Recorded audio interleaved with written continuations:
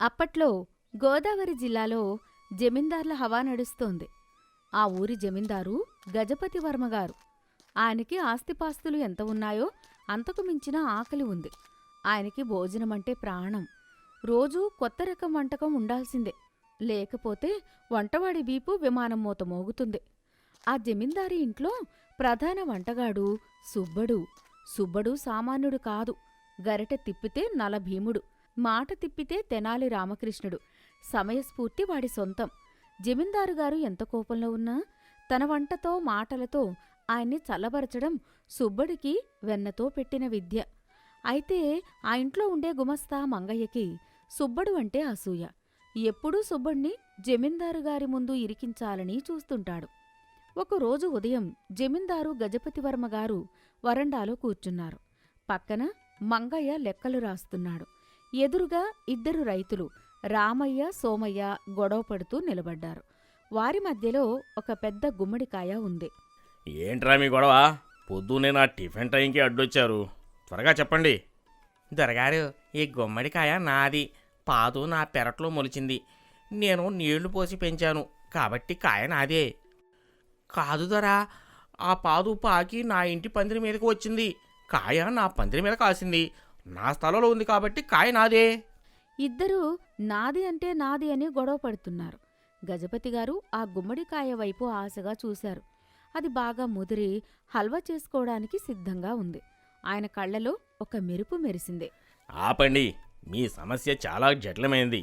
ధర్మశాస్త్రం ప్రకారం వేరు ఎవరిదో చెట్టు వాళ్లదే, కానీ స్థలం ఎవరిదో పంట వాళ్లదే.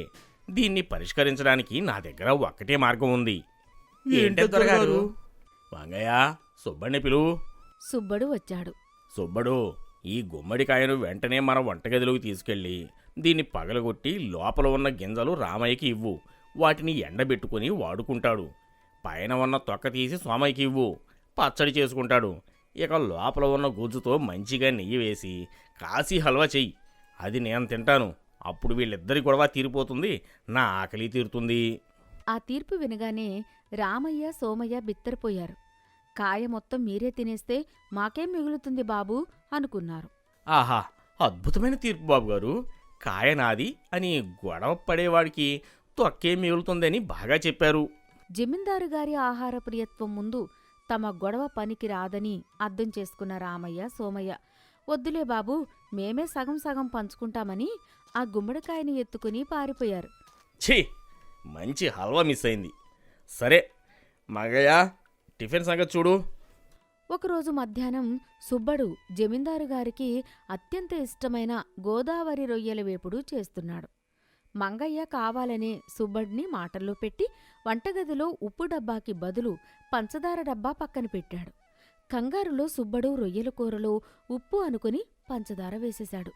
మధ్యాహ్నం 1 గంటకు జమీందారుగారు ఆకలితో ఆవురావురమంటున్నారు.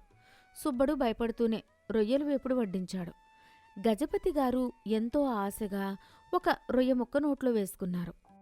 థు, ఇదేం కూరరా? రొయ్యల కూర పాయసంలో ఉందేంటి? తీయగా ఉంది.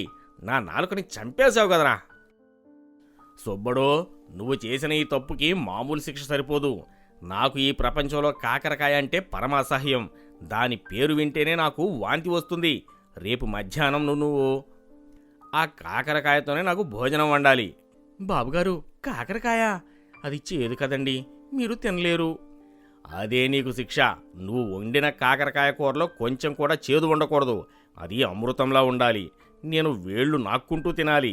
ఒకవేళ అది చేదుగా ఉంటే లేదా రుచి బాగోకపోతే, లేకపోతే రేపటి నుండి నువ్వు పశువుల పాకలో పనిచేయవచ్చు. సుబ్బయ్య గుండె పగిలింది. కాకరకాయలో చేదు లేకుండా చేయడమంటే సూర్యుడిలో వేడి లేకుండా చేయడం లాంటిది. మంగయ్య లోపల సంబరపడిపోయాడు. సాయంత్రం సుబ్బడు దిగులుగా కూర్చున్నాడు. మంగయ్య వచ్చి వెటకారంగా నవ్వాడు. యారా సుబ్బడో, రేపటితో నీ పని గోయిందా?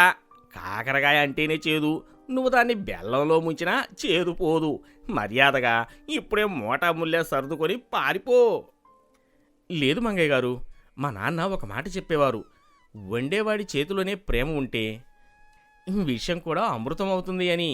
నేను పారిపోను. రేపు నా చేతి మహిమ చూపిస్తా. ఆ రాత్రి సుబ్బడు నిద్రపోలేదు. తన అనుభవం అంతా రంగరించి ఒక కొత్త రకం వంటకం చేయడానికి సిద్ధమయ్యాడు. మరుసటి రోజు ఉదయం మంగయ్య కావాలనే సంత నుండి బాగా ముదిరిన చేదుగా ఉండే నాటు కాకరకాయలు తెచ్చి పడేశాడు. సుబ్బడు వంట మొదలుపెట్టాడు. వంటగదిలోకి జమీందారు గారి భార్య సీతమ్మగారు వచ్చారు. ఆవిడకు సుబ్బడు అంటే అభిమానం. సుబ్బడు, ఏంట్రా ఇది? ఆయన పంతం కొద్దీ అడిగారు కాని కాకరకాయ కూర చేస్తే ఆయన తింటారా? చేదు అని కంచం విసిరి కొడతారు. నీ ఉద్యోగం పోతుంది. అమ్మగారు, మీరు భయపడకండి. కాకరకాయ కూర చేదు లేకున్నా ఎలా చేస్తావురా? షష్! ఇది మన రహస్యం అమ్మగారు. ఆయనకు కావలసింది రుచి, అది నేను ఇస్తాను. సుబ్బడు ముందుగా కాకరకాయల పైన ఉండే గరుకు మొత్తం చెక్కేశాడు. లోపల ఉన్న గింజలు తీసేశాడు.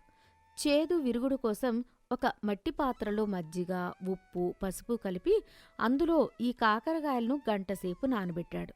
తర్వాత గట్టిగా పిండేశాడు. దీంతో సగం చేదు విరిగిపోయింది. తరువాత కొన్ని వేరుశనగ గుళ్ళు, నువ్వులు, ఎండు కొబ్బరి, ధనియాలు, జీలకర్ర దోరగా వేయించి పొడి చేశాడు. అందులో సన్నగా తరిగిన ఉల్లిపాయలు, వెల్లుల్లి, చింతపండు గుజ్జు, తగినంత ఉప్పు, కారం కలిపాడు. చివరిగా రుచిని బ్యాలెన్స్ చేయడానికి ఒక చిన్న ముక్క బెల్లం కలిపాడు. ఈ మసాలా ముద్దని కాకరకాయల లోపల గట్టిగా కూరి దారంతో కట్టాడు. పొయ్యి మీద మందపాటి ఇత్తడి గిన్నె పెట్టి స్వచ్ఛమైన గానుగ నూనె పోశాడు. నూనె కాగాక ఆ కాయలను వేసి సన్నని మంట మీద ఎర్రగా దూరగా వేయించాడు. ఆ సువాసన అద్భుతం.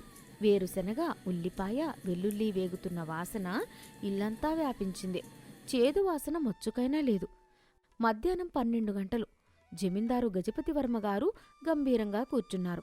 పక్కన మంగయ్య ఈరోజు సుబ్బడు పని గోవిందా అని ఆశగా చూస్తున్నాడు. సుబ్బడు వణుకుతున్న చేతులతో విస్తరిలో వేడివేడి అన్నం, నెయ్యి, పక్కన 2 గుత్తి కాకరకాయ ముక్కలు వడ్డించాడు. అవి ఎర్రగా కరకరలాడుతూ మసాలా వాసనతో నోరూరిస్తున్నాయి. గజపతి అనుమానంగా చూస్తూ, చూడటానికి బాగానే ఉన్నాయి, కానీ నోట్లో పెడితే తెలుస్తుంది దీని అసలు రంగు. గజపతిగారు ఒక చిన్న ముక్క తుంచి అన్నంలో కలుపుకొని నోట్లో పెట్టుకున్నారు. మంగయ్య ఊపిరి బిగబట్టి చూస్తున్నాడు.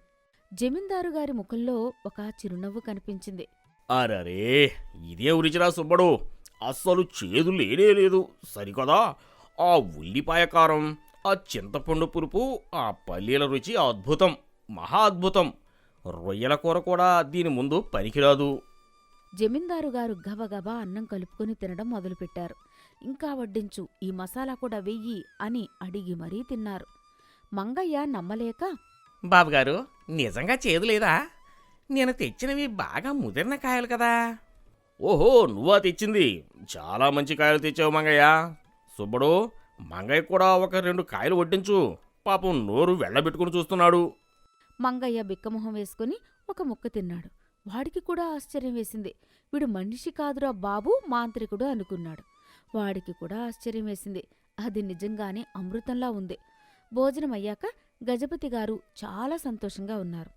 సుబ్బడిని దగ్గరికి పిలిచారు. సుబ్బడు, నువ్వు గెలిచావు. నా జీవితంలో ఇంత రుచికరమైన కాకరకాయ ఎప్పుడూ తినలేదు. నిన్న నువ్వు రొయ్యల కూరలో పంచదార వేసి తప్పు చేశావు. కానీ ఈరోజు నా జీవితంలో నేను ద్వేషించే కాకరకాయను నేను ప్రేమించేలా చేశావు. నీ తప్పుని మన్నించాను. నీకు ఏం కావాలో కోరుకో. ధన్యవాదాలు బాబుగారు, బహుమానాలు వద్దు. సుబ్బడు, కాకరకాయకి అంత రుచి ఎలా వచ్చింది? చేదు ఏమైంది? బాబుగారు, కానీ ఒక్క నిజం చెప్పాలి. వంటకంలో రుచి సరుకుల వల్ల రాదు, వండేవాడి ప్రేమ వల్ల, తినేవాడి ఆకలి వల్ల వస్తుంది. మీకు కాకరకాయ అంటే ఇష్టం లేకపోయినా కొత్త రుచి చూడాలి అనే ఆశ మిమ్మల్ని ఆకర్షించింది. నేను ఆ కాయలో చేదుగా ఉన్న గింజలను తీసేశాను. మనిషి మనసు కూడా అంతే కదండి. ద్వేషం అనే గింజలు తీసేసి ప్రేమ అనే తీపిని నింపితే ఎవరైనా అమృతంలా మారతారు. మంగయ్య గారికి నా మీద కోపం ఉన్నా ఆయన తెచ్చిన ముదర కాకరకాయలు ఇందులో వాడాను. అందుకే ఇంత రుచి. ఆ మాటలకి గజపతివర్మగారు స్తంభించిపోయారు. కేవలం వంట గురించే కాకుండా జీవితం గురించి సుబ్బడు చెప్పిన మాటలు ఆయన గుండెను తాకాయి. పక్కనే ఉన్న మంగయ్య తల దించుకున్నాడు. చూశారా అండి, వాడు ఎంత గొప్ప మాట చెప్పాడో. మనకి వండి పెట్టేవాడు కేవలం పనివాడు కాదు, మన ఆరోగ్యాన్ని కాపాడే వైద్యుడు. సుబ్బడో, నువ్వు కేవలం తెలివైన వాడివి మాత్రమే కాదు, గొప్ప తత్వవేత్తవిరా. ఈరోజు నాకు కడుపు నిండా భోజనమే కాదు, మనసు నిండా జ్ఞానాన్ని కూడా ఇచ్చావు. మంగయ్య, రేపటి నుండి సుబ్బడి చేతో రెట్టింపు చెయ్యి. అలాగే ఊరి చివర ఉన్న 2 ఎకరాల పొలం వీడి పేరున రాయి. చిత్తం బాబుగారు. సుబ్బడో, నన్ను క్షమించరా. నీ మీద అసూయపడ్డాను, కానీ నీ తెలివి ముందు నేను ఓడిపోయాను. అయ్యో పెద్దవారు, మీరు క్షమాపణ అడగకూడదు. మనమంతా ఒక్కటే. ఆ రోజు నుంచి జమీందారు గారి ఇంట్లో భోజనమంటే కేవలం ఆకలి తీర్చుకోవడం మాత్రమే కాదు, ఒక పండుగలా మారింది. సుబ్బడు తన తెలివితేటలతో ఎన్నో కొత్త వంటకాలు చేసి అందరినీ మెప్పించాడు. మంగయ్య కూడా సుబ్బడికి మిత్రుడిగా మారిపోయాడు. నీతి: మనమీద నిందలు పడినప్పుడు భయపడి పారిపోకూడదు. మన పనితనంతోనే ఆ నిందలను తుడిచేయాలి. నైపుణ్యం ఉంటే చేదుని కూడా రుచిగా మార్చవచ్చు.